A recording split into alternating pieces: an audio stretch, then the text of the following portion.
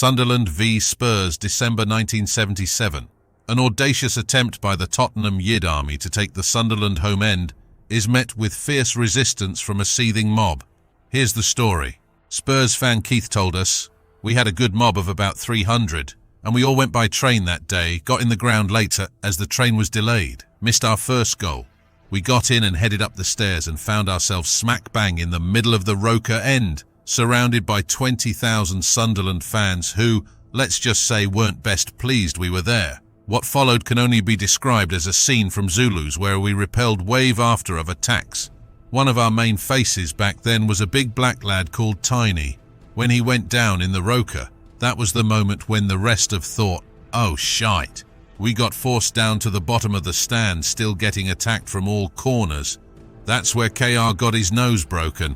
There was nowhere to go other than the pitch, so we had to clamber out of the Roker and onto the pitch with a seething mob behind us. Some Sunderland followed us onto the pitch and one bloke kept cracking people over the head with a broom handle.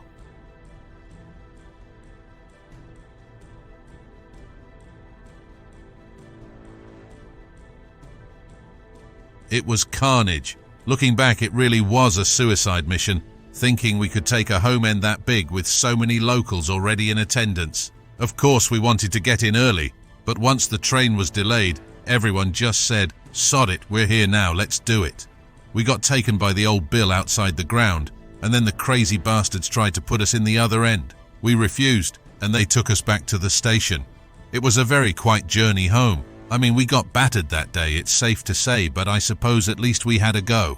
Sunderland fan Phil told us, "We were watching the Spurs mob running down the road and queuing to get in the Roker singing Yid Army or something like that. We couldn't believe they were actually going to try it. And 50 minutes into the game, knowing we were already there in mass numbers, I actually thought they got the wrong end. Anyway, they came up the stairs and of course were smack bang in the middle of the Roker with 10,000 Sunderland surrounding them. There was no messing about. A huge Sunderland mob attacked them from above, forcing them to the bottom of the stand, where some of the wall collapsed and some of them got crushed, and still being attacked from all angles, managed to get onto the pitch.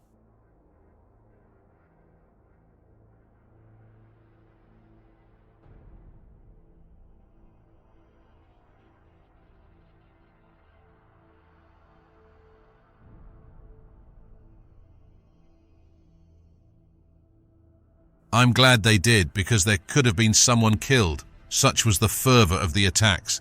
Some of them had head injuries from someone with a brush, who just went round swinging this brush onto Spurs fan heads. I mean, it was surreal. Last thing I saw was them all being led round to the exit gates. I heard they got offered safe passage to the trains and willingly accepted. Mind you, they got revenge in the next match at Spurs, but that's another story for another day. We thank both Keith and Phil for their recollections of the day's events. I'm still not sure this was a premeditated attempt at taking Sunderland's home end, more like a mistake that got myth-like status over the years. I know myself there has always been confusion as to which end is the Sunderland home end. Anyway, Tottenham were definitely in there for a few minutes, as can be seen on the YouTube video. Thanks for watching, and don't forget to like, subscribe and hit the bell for further video notification and to help our channel grow.